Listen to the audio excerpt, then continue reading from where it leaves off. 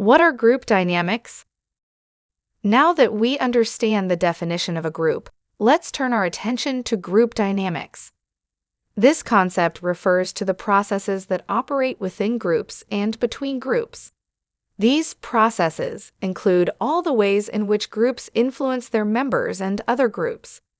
Examples include formative processes like inclusion and formation, influence processes like structure and leadership, performance processes such as teams and decision-making, conflict processes within groups and between groups, and contextual processes like managing change and crowd behavior.